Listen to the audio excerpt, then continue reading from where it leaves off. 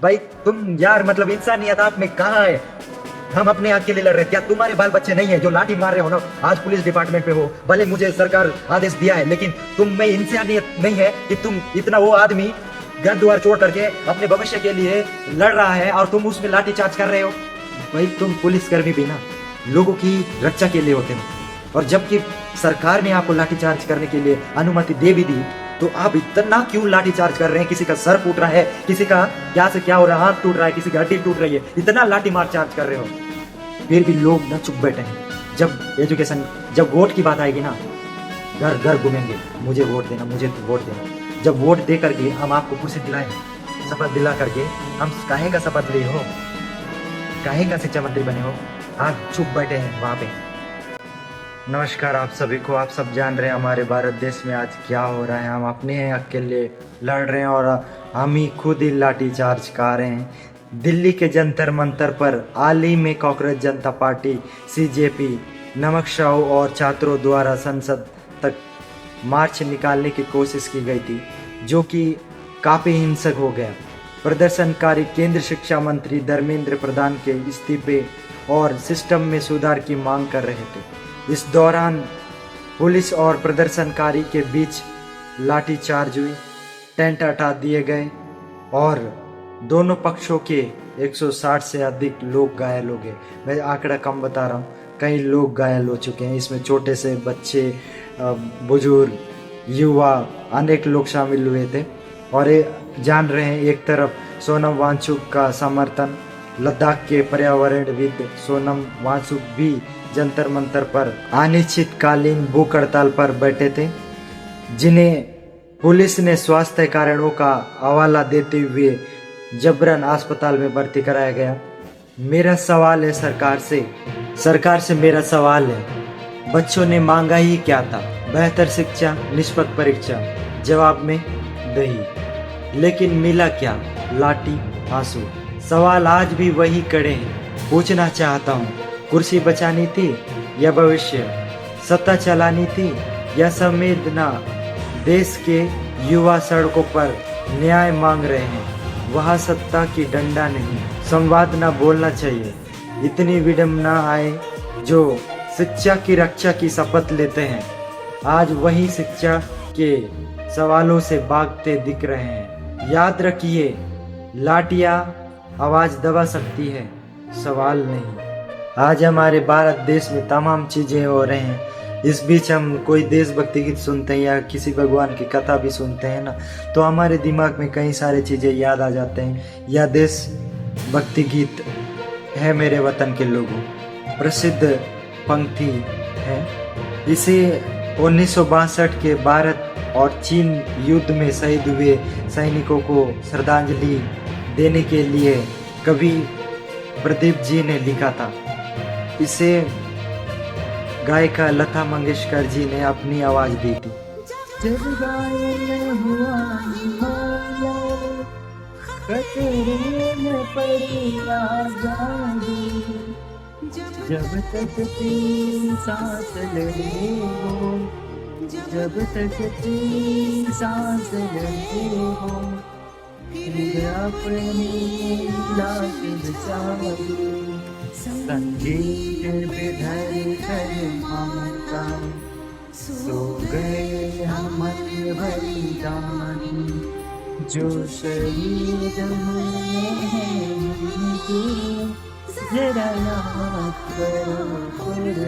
मेरे वतन के लोगों, तुमको लगा लो नारा, जो शहीद हुए हैं उनकी जरा याद करो कुर्बानी। इस तरह से आज हमारे युवा एजुकेशन सिस्टम के लिए लड़ रहे हैं। और जब हम भगवान जी की कथा सुनते हैं तो याद आता है, जब भगवानों के काल में देवी देवताओं ने भी युद्ध किया। कृष्ण और अर्जुन की कथा आप लोग सुनते होंगे। हम अपने देश के लिए लड़े, देश की स्वतंत्रता पाने के लिए।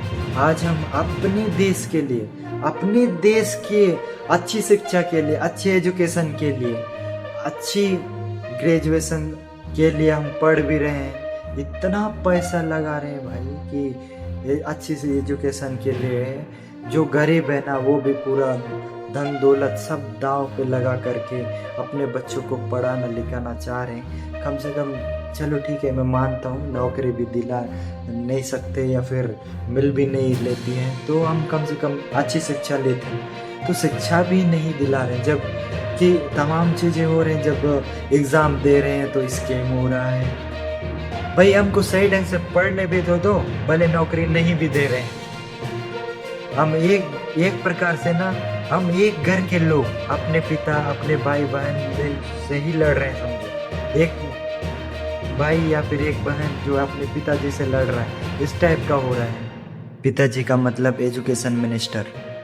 एकदम मतलब मुझे ना क्या बताऊं, क्या जीवन है, मतलब मानव जीवन। वो जो पहले आदि मानव जी रहते होंगे, शायद वही लोग सुख शांति से जी होंगे। उस टाइम भले खाने पीने के लिए नहीं थी, भूखमरी से मर भी रहते होंगे, पर एक प्रकार से वही ठीक था, ऐसे भी लगता है। तो आज हमारे पास सब कुछ होते हुए भी सब कुछ भी ठीक से नहीं चल रहा है। मतलब ना कोई भूख हड़ताल कर रहा है, उसकी भी कोई मान्यता नहीं। इतना आंदोलन कर रहे हैं, इतना सोशल मीडिया पे वायरल हो रही है, फिर भी लोग ना चुप बैठे हैं। जब वोट की बात आएगी ना, घर घर घूमेंगे, मुझे वोट देना, मुझे वोट देना।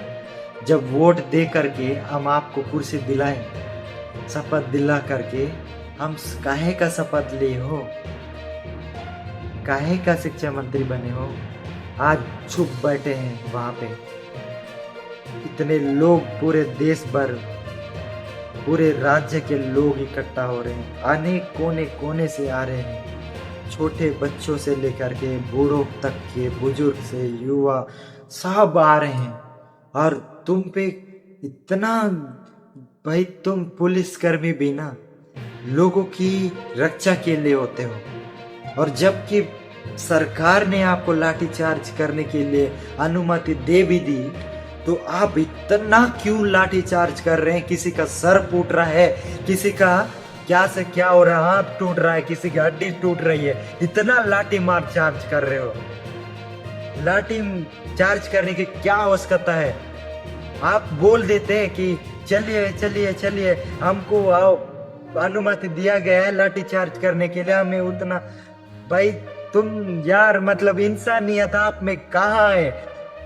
हम अपने हक के लिए लड़ रहे हैं, क्या तुम्हारे बाल बच्चे नहीं है जो लाठी मार रहे हो ना? आज पुलिस डिपार्टमेंट पे हो, भले मुझे सरकार आदेश दिया है, लेकिन तुम में इंसानियत नहीं है कि तुम इतना, वो आदमी घर द्वार छोड़ करके अपने भविष्य के लिए लड़ रहा है और तुम उसमें लाठी चार्ज कर रहे हो। थोड़ा भी दया नहीं है क्या?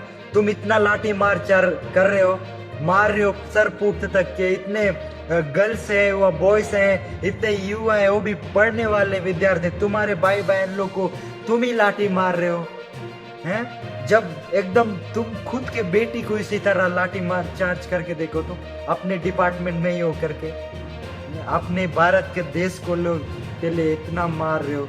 भले चलो ठीक है भाई, भीड़ को हटाने में कई घंटा लग जाता, चल जाता, लेकिन तुम इतना मार रहे हो भाई। उस भीड़ में तुम भी समझो ना कि पीछे कितनी लंबी भीड़ लगी हुई है, और तुम इतना सामने वाले को मार रहे हो। वो लोग भगे तो कहाँ भगे, जाए तो जाए कहाँ? आगे कुछ नहीं बोलो। इस वीडियो को जो भी देखा है आगे शेयर करना मत भूलना।